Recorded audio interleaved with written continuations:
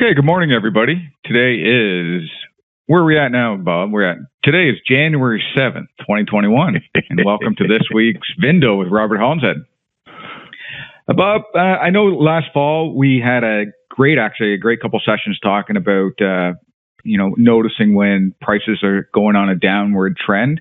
Can we talk about some market indicator that wholesale prices are going to be trending upwards? Absolutely, Shawnee. Good morning, everybody.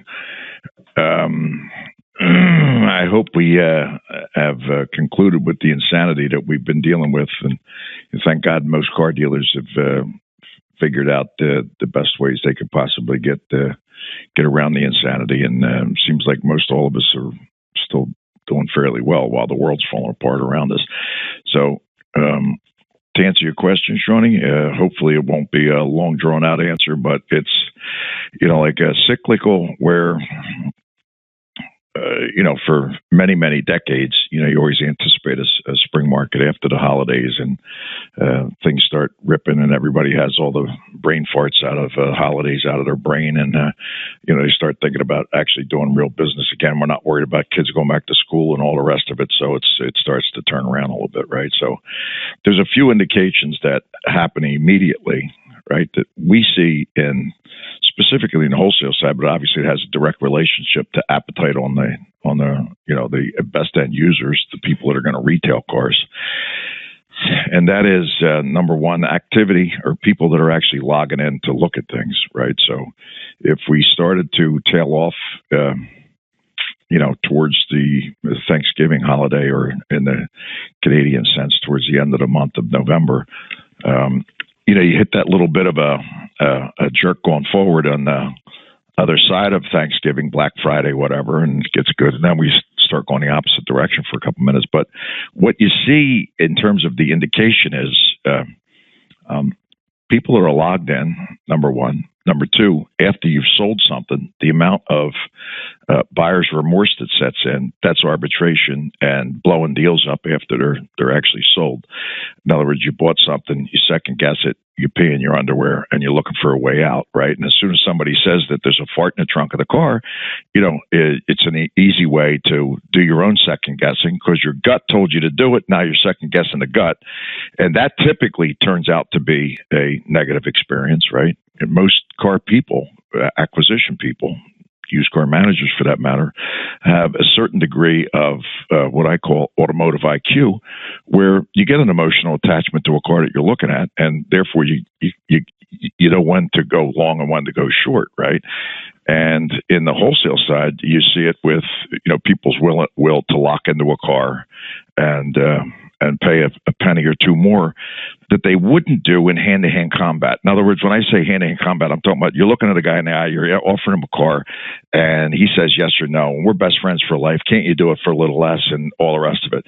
What happens in an open marketplace, that kind of gets put on one side, right? So a person bidding against the other person, now it's co-validated, and the other guy says it's okay, I'll do it again. And again, next thing you know, depending on let's call it your natural attraction, in other words, without really, after you did your hocus pocus, how much you're going to pay, and you're now $1,200 over that number, I would say your natural attraction, kind of, and I don't want anybody to take this wrong, but it's how one person sees another person as attractive that now could do something stupid because they're attracted to that person. That emotional connection, it actually, believe it or not, rolls over into a car. If you have that natural attraction to a car the same way you would with the opposite sex, or however you're inclined, right, that causes you to do things that might fall in the category of not being rational. Am I making any sense, Shawnee, or have I gone off the deep end here? So let me just finish, right? Now, what happens is, as more people log in and they're interested in something or other, we saw it yesterday in Dallas, Mustangs took off. In other words, when I say take off, I'm talking about from 2 weeks ago, they're $1,200, $1,500, $2,200 more, right? And what you wind up with is, if you're using the normal guides to value a car separate from Accu-Trade, which I was very proud to tell you that we were on the right side of wrong, where we're already shooting on cars that maybe a market report might be low on. We might be a little bit high until you put it in the marketplace, find out we're actually low, even though we're higher than the guide, right? What happens is you start to see that jerk in the market, right? In other words, where you almost started gagging when you're watching some of these sports cars coming in, because for 2 or 3 or 4 weeks they were not getting anywhere close and nobody cares. All of a sudden, it's like an electrical shock hit something that could give you an emotional attachment. And of course, subliminally, without even thinking about it, you're already thinking 30, 60 out. Well, they're not going to get cheaper, right? You know, I mean, not even talking to yourself about it, but it's a natural thing. If I don't get them now, I'm not ever going to get them, right? And what you see is, you know, the irrational thing that happens on a Corvette where it picks off 3,200 more than what you anticipated. Or if you're a buyer, you're saying, well, what the heck, gee whizlickers, you know, we're coming into season, right? Now, what I'm going to be perfectly honest with you, this is not something that's new or we've discovered it or some bullshit like this. It's got nothing to do with that. What it really has to do with what happens, you know, hopefully we're going to have a 3-4 week period where, oh my God, you see what that car brought? Yeah, we did. And what happens is after you get where everybody has acquired at that number, 30 and typically 60 out, when you paid irrational and you didn't sell, you, even though now it really is like theoretically springtime, even though right now is springtime. In other words, just like in the garment business, wholesale is always one season ahead. I mean, we already know that, right? No, but we're not inventing that. Unless you didn't think about it, then if you think about it, you understand it. What you wind up with is the reaction to that emotional or irrational thing. Even though you sold 2 of the 22 that you bought, you're still looking at the ones staring you in the face. It's almost like what happened with COVID. When we came out of COVID insanity, prices are totally nuts. And we hit that in November where now they're not nuts. And you know, the average consignor's back to a 30% sell-through rate on a $20,000 car, $4,000 car. Obviously, it's still a different story. Everybody's still desperate for buy here, pay your car. So a $2,000 car is still bringing $4,000. We understand that. But when you're getting to a normal car or some of these cars that you thought were emotional type cars, you follow me? You wind up where you get yourself in a little bit of a twist, right?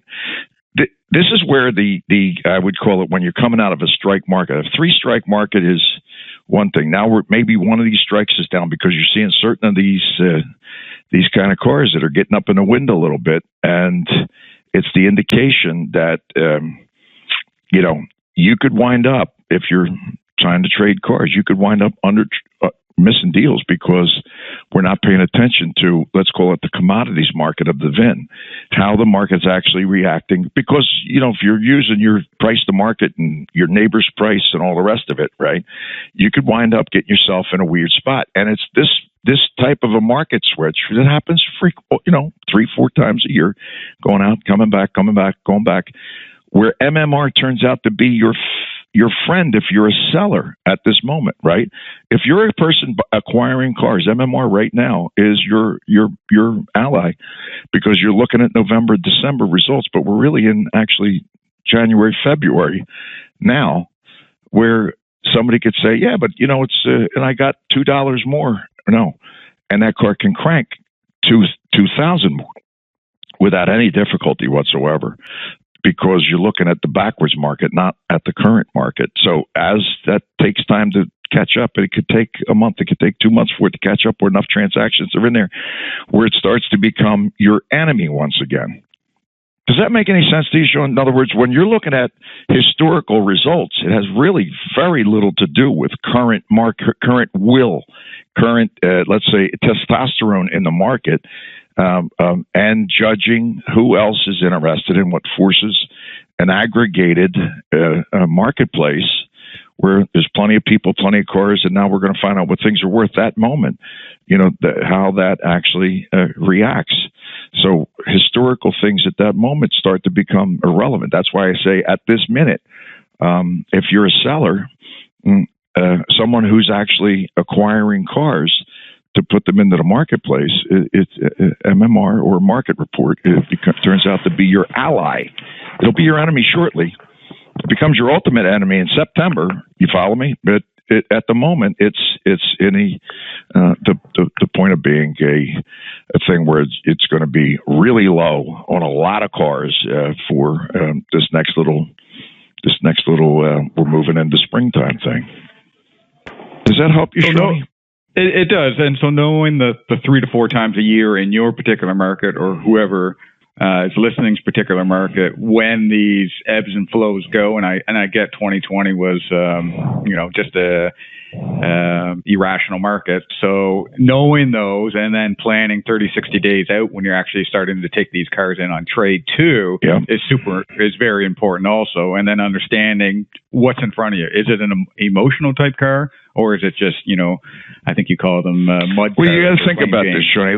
Let's just put 2 expeditions or 2 anything side by side. One of them's charcoal gray and one of them's white. One of them's got big wheels and one of them don't. And really, the difference between those 2 cars is not rational. The difference of desirability and what they actually bring. One can still bring absolutely nothing, 0, or thousands under, and one can bring easily, because we're at that emotional point, thousands more. And the rationality between the 2 is non-existent. The funniest part of that story is, and it happened to me 10 times this week, where somebody is texting or messaging or calling and saying, Jesus, holy Mary and Joseph, I paid too much for that car, but you won't believe this. And I'm saying, no, I definitely won't believe it. Tell me what happened. I just barely got the bitch off the truck and made a $5,000 profit. Man, I paid too much for that car. Did you? Really? That's an interesting concept. You follow me, Shoni? In other words, the micro of, oh my God, I stepped on myself on that car. It's too much. But the funny thing is, the reason you pay too much is the exact same reason why your retail customer is walking straight to that bitch. They're not walking to the like something with no emotional attachment. This isn't something that you can deny. It's kind of like saying the sun's not coming up tomorrow morning at 6:52 in the morning. No, it's coming up. And the exact same thing happens when you're actually zoned in on a car. If you liked it, somebody else going to like it. If you don't like it and you're doing a hocus pocus, what the car's worth, and it looks like it fits because of days in market, my neighbor has one that is less and it's more. And if you're using that to acquire your cars and you wind up with all them muddy looking things, right, that you can't understand why there's nobody getting excited about what just came in and what you just purchased and all the rest of it, you need to take a deep breath, take a step back, and understand some of the facts of life about when someone says there's no emotions about buying something. You definitely need to take a second thought on that one. That then leads us to our pricing tool, where when it looks like it's too much, and it looks like we're even telling you that the retail price of that is too much, it really isn't, for one simple reason. It's based on acquisition value. If you can't replace it, why would you sell it to a price that you can't replace it for?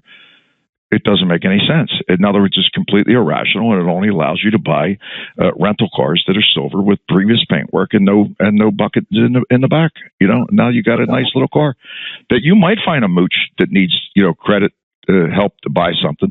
You're never going to get an emotional person to come in and pay you $8,000 too much, though. And I got to be perfectly honest with you, it absolutely happens on a regular basis. And I'm not saying pay $8,000 too much for nothing. All I'm saying is look at the VIN-specific characteristics of the vehicle. Understand that if it's something that you're attracted to, yourself, because you're a car person and you're not just like a follow the dots type of person, and you cock that sucker at a 45-degree angle at the entrance of the place, and I'd be utterly flabbergasted if that car isn't doing a couple things, getting the customer slamming on the brakes or getting your salespeople pumped up. Can't believe what I got. That emotional attachment, when you're actually got a salesperson that's pumped up, if anybody, I don't care if it's a good sales or a bad salesman, that rubs off on a customer. They feel that. It's not written. It's not something that you can point your finger at. But that enthusiasm, and not fake enthusiasm, that real enthusiasm turns out to be something that travels into the eyes and brains of the person that you're conversing with, if they also are in a position where they're attracted to something. You follow me? It's pretty simple, man. It's why when you're walking past a restaurant, you can smell the bacon burning. All of a sudden, you feel that little churn in your belly, and then you turn to a route. I shouldn't go. I won't. I promised I wouldn't do it. Some New Year's resolution. I ain't eating no bacon. I'm a Muslim. I ain't eating no bacon. Whoop, turn around. Where are you going? You're going back in. Because what happened? You got emotionally attached to the stench as you're walking past. It's just a human thing. You can't do nothing about it. Is that enough insanity for you, Shawnee, on that one? I think it's fantastic. Genuine enthusiasm. And I think I see it every week. But it's connected to not fakeness, Shawnee. It's not fake. Yeah. In other words, when you actually have touched these, and you're doing an about face, and and you're looking left and right. Next thing you know, you see 9 other people peeking the same thing, right? It's something. It's got something to do with the endorphins in your brain, and that doesn't stop the second you put it on the truck, pay your insane auction fee, bring it back, and shine it up, right? That P number is going to have better results than the car that you're actually filling a truck with. That really is like almost a forced buy. You follow me? It just doesn't have the same. And we're talking generalities, obviously, but we're also talking about a turn in the market and how we're watching, thousands of cars that we're buying and selling actually see we got over the hump. Now that Z4 is cranking off wild money. You follow me? Or the, something that's standing up tall, barely can touch its tires on the ground because it's floating. The bitch is so gorgeous. It's floating. It ain't driving. You follow me? No, that unit is something that, even if it's got 183,000 miles and you're selling it to a $22 a month guy that they got a 10 credit score, that thing is going to make it a little simpler to get your job done, right? It's got that little thing to it. And now you got, the emotion thing of getting past the holidays. As far as I'm concerned, it has a direct effect on what's going down. You follow me? And how you can feel it. The other thing is less arbitrations. Now you have less buyer's remorse and half the number of people that are trying to find a reason to get out of whatever they did. You see what I'm saying to you, pal? The other thing that you're seeing is people trying to find reasons to get out of the ones that they got welded into in Thanksgiving or prior to Thanksgiving, looking around to see if the title's there yet or finding a way to wiggle their way out of something, right? The good part of the story is now when they wiggled out of something, they figured they were welded in and it hits the block and it was something that's a little tricky and nice. Those cars are going right back past whatever they brought in November. They're passing that number. You see what I'm saying? Oh my God, cars come back for no title. No title, good. Now it hits the block and it's it's sitting there surrounded by other ones that look like it. And bingo, you can feel that extra 12, 15, 22 bucks coming back. That's the indication that we're in a different marketplace. When somebody's looking at a market report and you're saying there's, there is 3 to 4 peaks and valleys in a year, and you should be buying, if you think you're buying 30, 60 days out, the market reports are really going to be out of line. Shorty, I'm going to give you a market report. Here's the thing. I'm going to give you some. So we don't do it, but a lot of people do it, right? Where they arbitrage markets from, let's say, the Northeast to the Midwest or whatever. And, it's amazing to me when I watch this that I can't even believe that people are silly enough to buy a car that was just at another auction. It was at Bordentown. It was at Albany. It was in Ohio. It was in Detroit. And that car now shows up at, I'm not going to name an auction, someplace in the Mid-South. And it picks off 4 days later, 2,700. Same car. It was in Milwaukee on Wednesday, and now it's down there the following week. And it's the same miles, you can see it at MMR. It's as clear as crystal. And the car, it's the same car. It's not a different car. Nobody did any recon to it. Nobody painted bumpers. In other words, it's the same unit, and it's 2,700 more. You haven't been seeing that, and now you're seeing it again. Where the arbitrage, where you got cars that are in one market and nobody's paying attention and they're pinching it from a lease lane or something and jamming it back into another lane with critical mass, of course. And, one after the other. It's 3,200, it's 1,700, it's 2,800. Identical, not a similar car. So we could say, well, maybe that one had a moonroof. No, it's the car.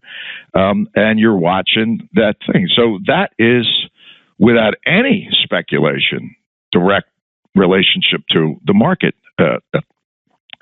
taking its springtime little bump. You follow me? And I think we're going to see it for another 2, 3, 4 weeks.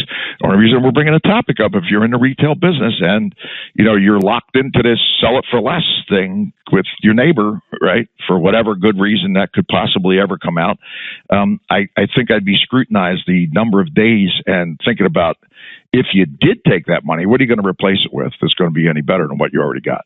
You follow me? The emotional piece of that, I think, is it's relevant. Mm-hmm. That's fantastic.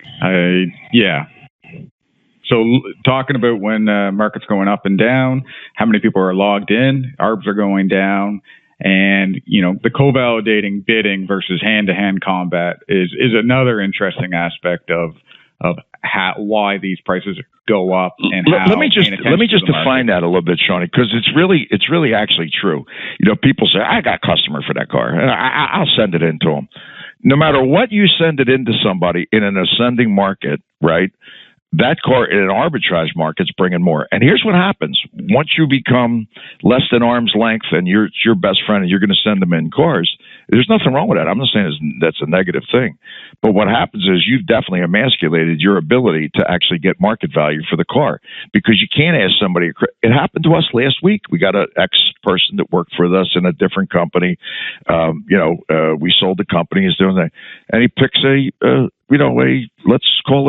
I'm just going to call it a Range Rover for the sake of argument, right? And let's just say we paid $90G for it, right? And, he still has access to our management system. And, how much would you take for this? So I feel a little weird asking $91,000 or $92,000 for it, right? The problem is the car brings $104 because of what it is. It's matte white with, this, that, and the other. It's got everything, and it's the most amazing thing and all the rest of it. But hand-to-hand combat, you can't ask that person that thing, because what they're doing is believing you took a shot at them. You didn't take a shot at them, because the general market will reveal the actual market value of that car. It happens all the time. Now, if you're selling that person a marginalized car with a previous hit on facts, and it's got current this or that, and it smells like I won't use the term, but something that's not good, right? Yeah, but then again, that person's not zoning in on that car. They're zoning in on the one that's going to bring a shot at the auction, because everybody else has somebody for it, or it's easy to find somebody for it, or it makes all the rest of the ones, it makes your front line look smart. The rub-off effect of having smart cars mixed in with mud, right? It actually has an emotional effect on why somebody would come pick your inventory to look at as opposed to someone else's. It's not easy to find smart cars. I don't mean smart cars as in a smart car. I'm talking about a smart car, something that ain't so easy to actually pinch, something that's good. It's an emotional car, right? You sit it next to a non-emotional car. The two of them look different. If you got a bunch of non-emotional cars, right, there is no reason why somebody's going to slam on the brakes and come start talking to you about how much they can pay for a car, right? It's the idea of, it's part of merchandising, having cars that actually have an emotional appeal, and how you mix them together to get people to kind of feel like they're dealing with somebody smart. You're smart enough to have good ones. Love it. I don't know if that makes any sense to you, Shawnee. Well, I think the exact same thing equates into the online world too. So if you got smart, there's no question inventory. Yeah. There's no doubt about it. There's people that specialize in smart cars, and they get too much money for cars. But is it too much money? It's not too much money, because it costs a lot of money to get those cars. Therefore, you're able to ask more, because if you think about it, when you go into the men's store and they're asking too much for suits, but they got the nicest suits that ever existed in the face of the earth, right? Your mentality's changing. You're not a mooch, because you live. Well, this is unbelievable. And now all of a sudden, it causes you to not have your guard up, to be the chintz of the world, where you're not looking to pay anything for nothing. You don't want Jesus to come close deals for you in the finance office because you're too cheap to pay him to come. You follow me? It's all kind of like a little bit of a thing. You follow me? Mm-hmm. It's an art still, isn't it? Well, in that regard, it requires a little bit more than a mechanical knowledge of what's going on. And I think, honestly, and I don't want to sound like a cheap circus clown about it, right? It's kind of like the way we build our tool. It's to enable a smart conversation between a buyer and a seller, whether it's consumer or dealer, to understand why something's worth more and why something's worth less.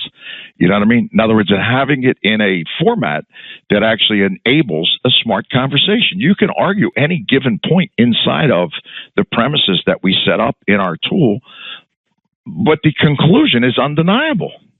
You see what I'm saying to you? It happens to be, if we're starting at a number and it's got this and it's got that, it's better. Okay, it's worth more. Or it's worse because of this, that, this, and that.